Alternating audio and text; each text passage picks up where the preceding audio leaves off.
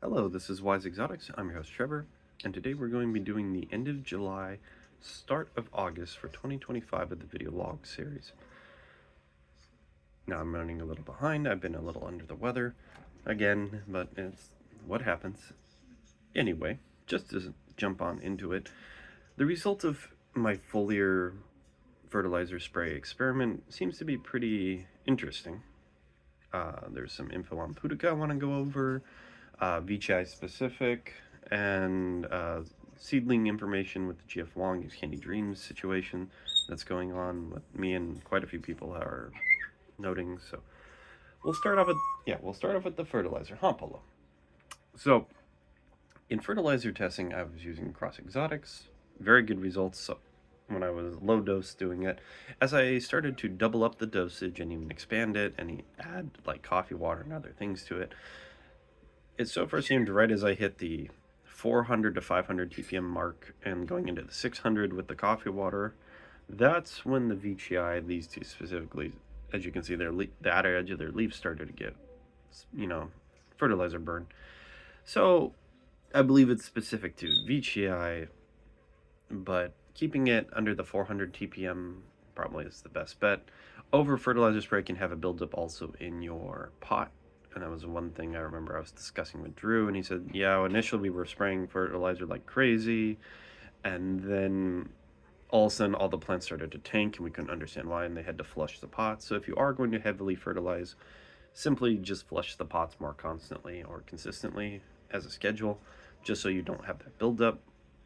Plants that do seem to like heavy fertilizer and that type of thing, Clipieta, Raja, Eddie, Velosa, Macro, they all seem to really enjoy the heavy fertilizer or not show any sort of negative. Clips especially had growth jumps that were consistent every time I upped the fertilizer level. So now that I've stopped doing that, obviously, and I was doing pure water for the last couple of weeks to months. So newest leaves are good, but you have to wait like 2 to 3 leaves after just to see how that's developing without the fertilizer additive.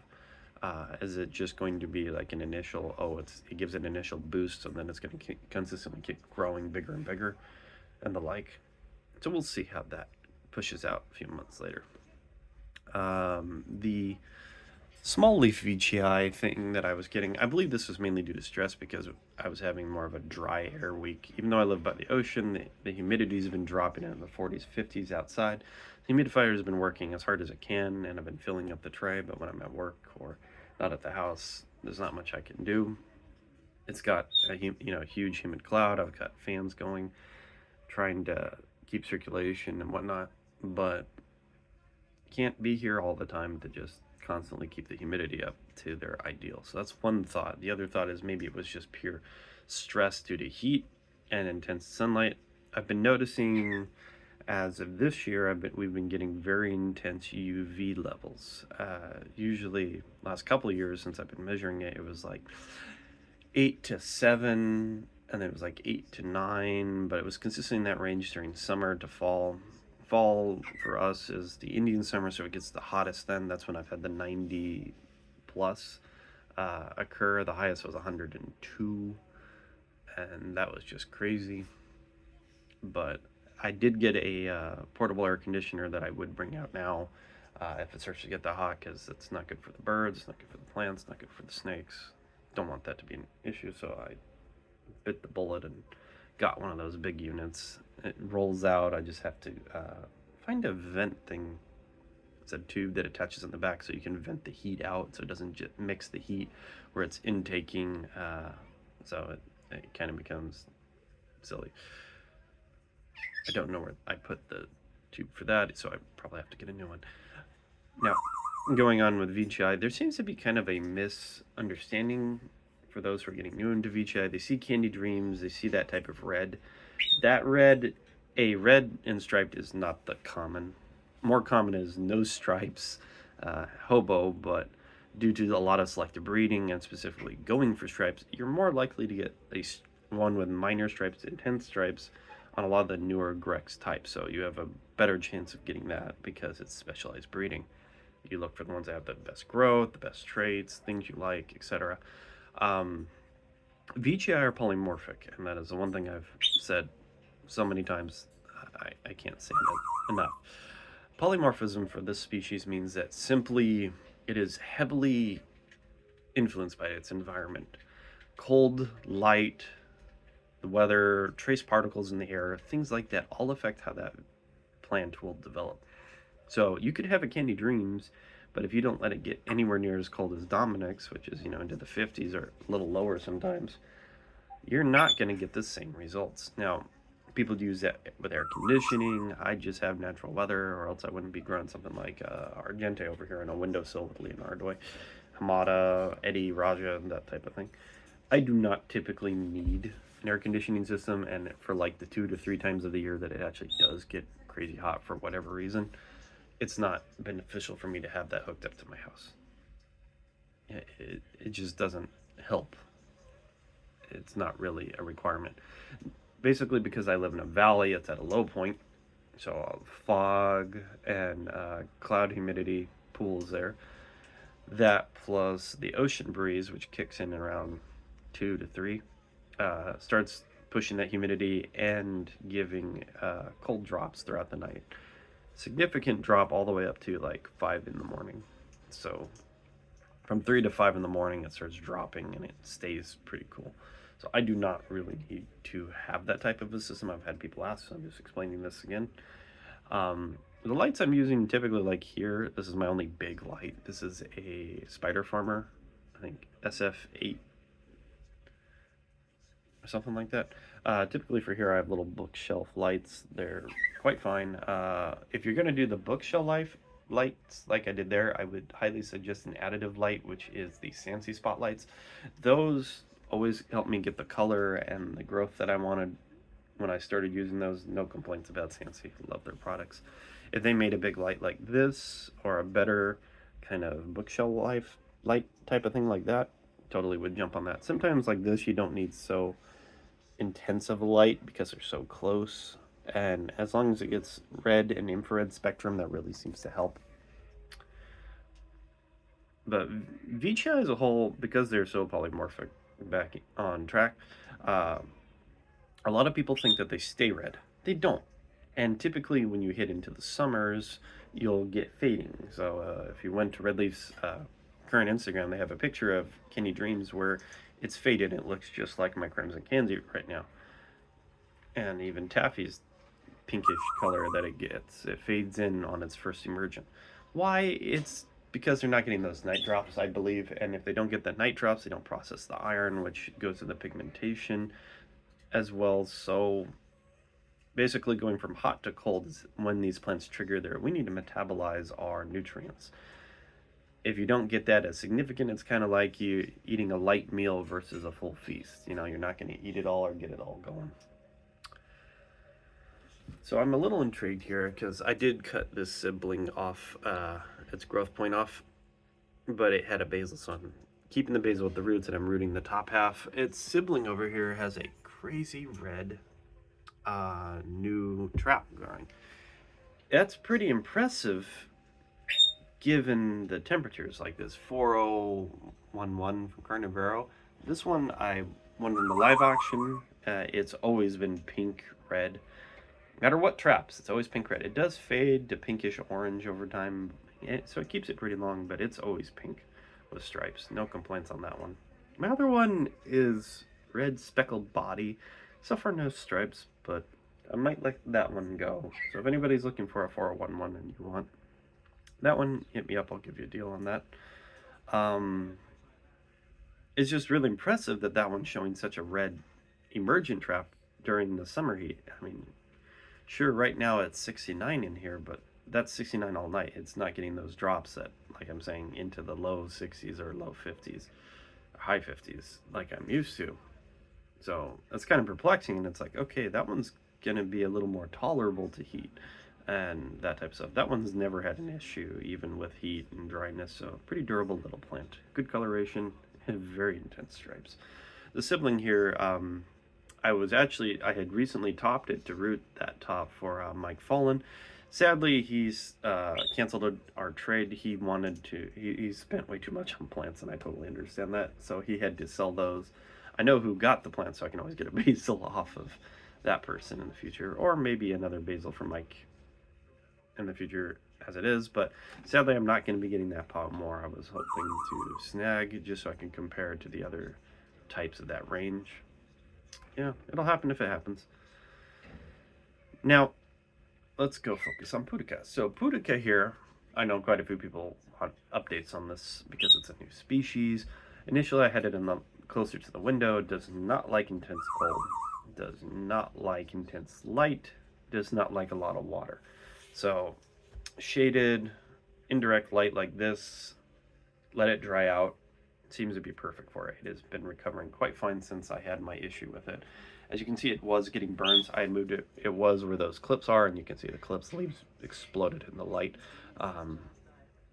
It was getting a little burn, and that just means it's more sensitive to direct, intense light. So using the shade cloth as a this is basically a Kevlar barrier, so the birds, birds don't like nets, and that kind of dissuades them, but it also cuts the light on this side, so I can see and measure how things are behaving.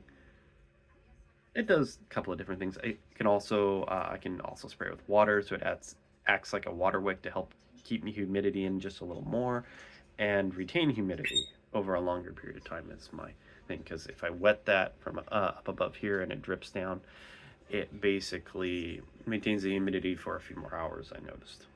So it serves multiple purposes. I know people were asking what's with the shady cloth. This is mainly because I had birds and kittens flying around and the sun was getting intense, so I was seeing if that helped. It really has helped on the sun intensity part, so yay. Now let's move on to the tank, shall we? So here we are at the tank. I actually had a failure, so I was rooting the undulatifolia basil over here. That basil started to die. It was pushing out growth. I thought it was rooted. It started to die all of a sudden, so I pulled it out. Yeah, no roots. Argente basil, the female, seems to have rooted, so that's nice. Kinabalu Raja, getting kind of a little wonky leaves, but I don't know if that's just a trait it has or if it's still trying to stabilize after that import. Imports stress can last for months. Believe me, the AW1 Diabolica took from October to basically October to February before it even showed healthy leaves. Now it's all nice and fine. I still don't know why my Diabolica 4 had root rot, so I just got to be a little more careful in this corn. I'm just going to spritz here, because I was noticing some of the mosses drying out while I'm talking. So what I use is this little spray bottle. I got it off Amazon. It was only like 15 or 16 bucks. And it just does a micro mess, and I don't need a lot heavy spray in here because I don't want to get root rot or mold and the like. So just a quick spritz here and there. Something interesting I noted, and my friend who has Rajas, and we were trying to discern this, and we have not come with a answer beyond a hypothesis that maybe it's retaining too much minerals. So if you look at all these these are three Kinabalu. These two are literally siblings. These are two, I believe, 3152, different clones because their behavior isn't the same. This one likes 3 to 4 leaves. This one likes 5, 6, 7, 8, 10 leaves. One basil. This has a bunch of basils. So I believe this to be Hydra, and I have sold and even traded out quite a few basils from her, because all 4 of the 3152 are female. So if you want a female Raja, just get a 3152. They're Kinabalu form. Now the Kinabalu form is a little more stout compared to like that Tembe Yukon that's over in the windowsill from Nepenthes God. Those are more squat, more intensely red. So if you look at these 3, this one's getting this black stuff. And I've noted this before on prior videos with this one specifically. It gets these little black spots. They don't hurt it, and it just starts to age in. Initially, it's a nice healthy leaf like that. The new leaves come, and as the age ages, it gets these black-blue spots. And it's not like, I'm trying to see if I can see an example. So if we look at like these, as these type of plants age, they get these browning, and then after the brown, it'll turn black. So these This one specifically it's almost like a drop of ink on the leaf. It's kind of like I don't know if the camera picks it up, so it's almost like a really dark blue. Let's see, this actual card has it, so if you compare it to that, it's almost within the same spectrum of this really dark blue for me. I don't know if the camera picks it up, but that's just an example so you guys understand. It's a very dark blue, and blue is really weird. So my only thought is maybe it's an high iron concentration within the leaf, but I don't know why it would do that. It doesn't hurt it. It's producing plenty of basils, traps. It's quite happy. It just produces that weird coloration. So I don't know if it's variegation. It doesn't. I don't think it is. I've never heard of blue variegation or blue-black variegation. Doesn't mean it can't exist, but it's weird, and it's always done it for me. And this was one I picked up from Drew years ago. It is my first Raja, but it's always got these little black blue streaks in it. It's very neat. And when comparison to most of, like, everyone calls it black variegation or the type like Black Miracle, those are actually a shade of red. So when you compare that to this, it's very weird. It does have basils. I mean, I sold them for like 45 each, I believe. I'd keep it pretty low.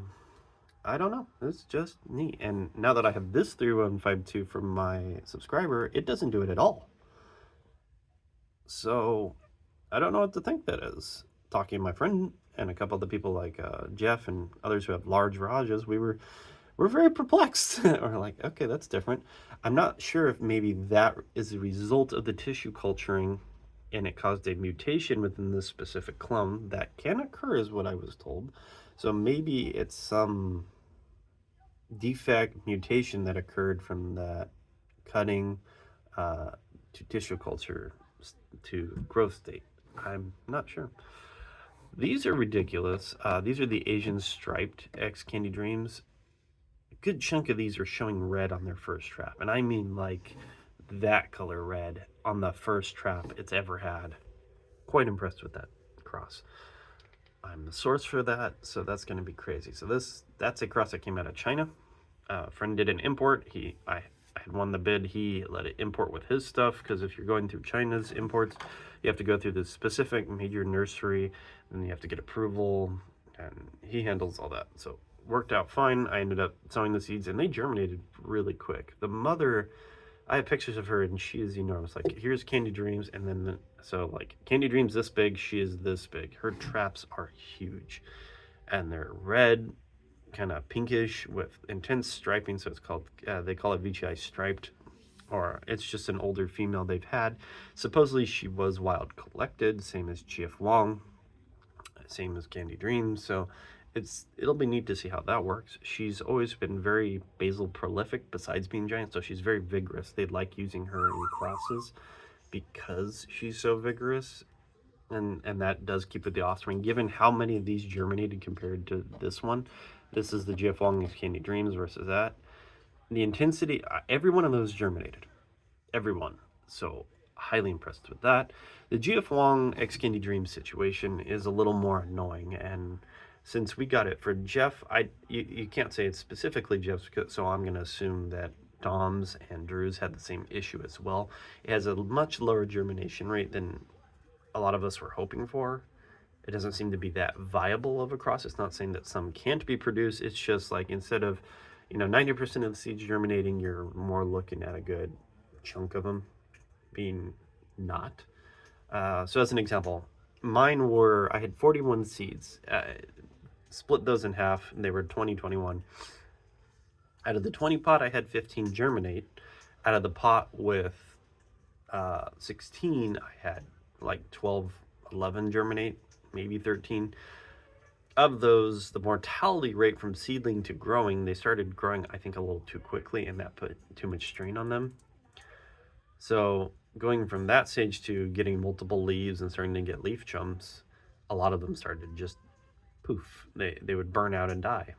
And I was noticing that within my seed set, and I started to talk within the community if anybody else was having this problem. Maybe I was doing something wrong, because I'm like, I've grown Veitchii seeds and I'm not having any problem with any of my other ones. Quite a few people are having the same results. So one friend, he had like 60 seeds. He only had like 6 germinate. Now, those 6 are pushing through just like the ones I have. Like this one's growing like a weed. There's one out of each pot that was doing really well. So I'm glad at least me and my friend will have one. I'm going to call it the stable specimen. The other 4 to 5 that are left out of those are growing but much slower, and I worry about them. So I think the initial population of those is going to be a lot smaller than people expect, and I know some people are starting to sell them at the same size as this one. One, that's ridiculous to sell it this small. I've bought small plants. That's I won't lie. These were 3 to 4 leaves bigger. When they're about that size, I think that's safe. When they're one single leaf is just starting to get that jump. That's not very stable in my opinion. It doesn't mean you can't grow it. I've obviously done small seedlings.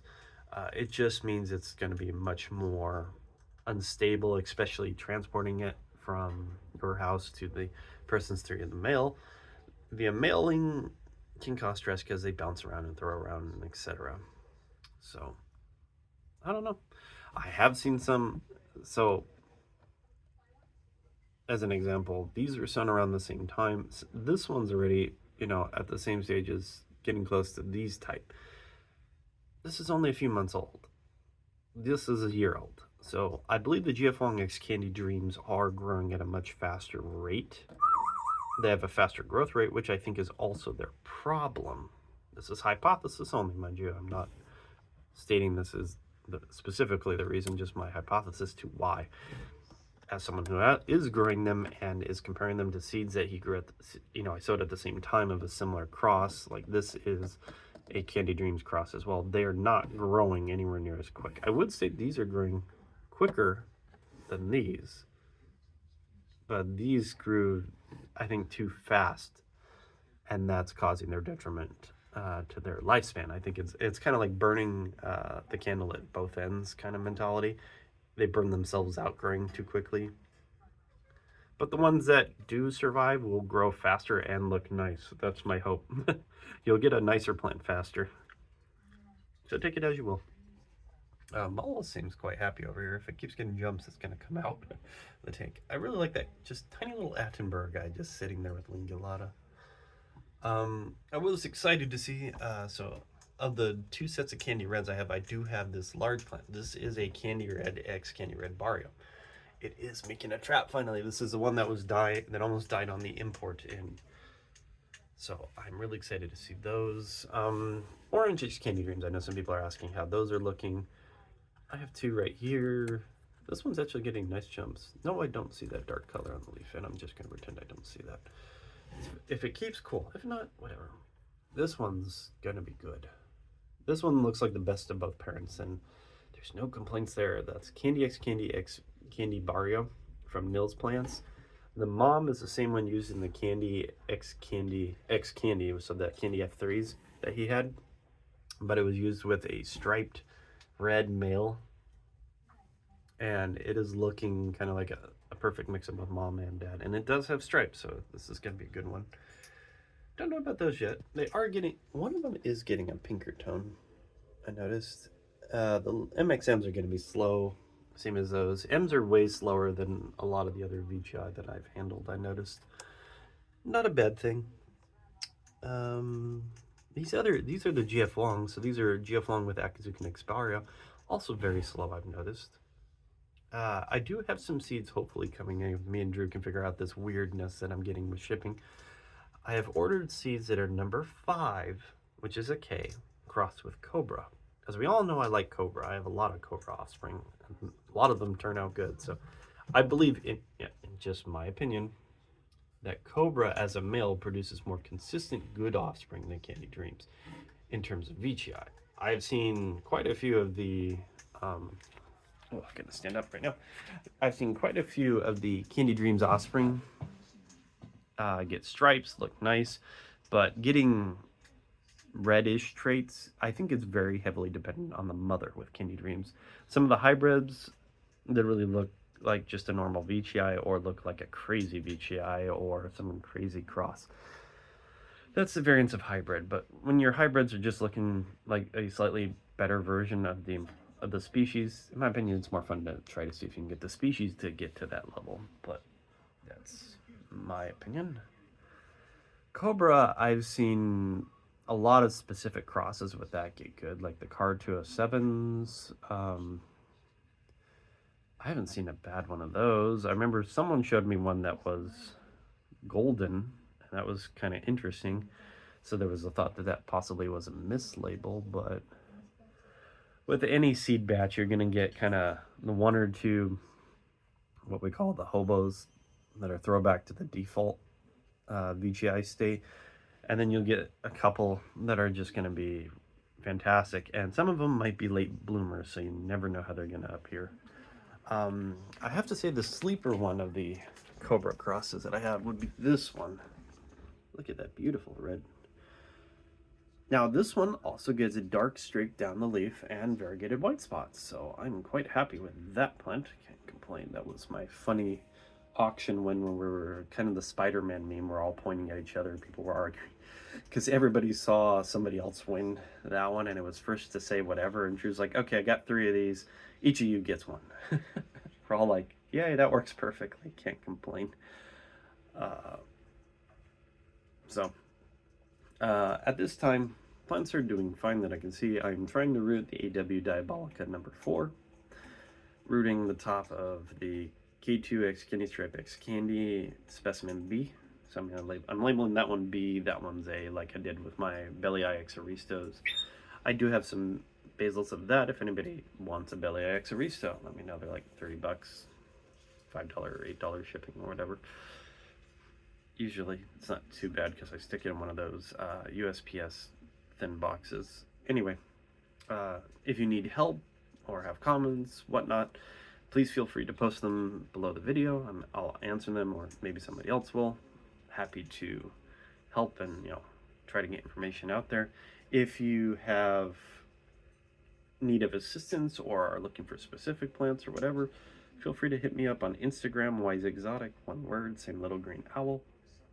I'm happy to give you consults, and that's live chat. It's easier for me to do live chat and answer your question, point you in the right direction right then and there, and then you don't have to wait for me to reply to the next inquiry or how do I do this or what about this type of thing.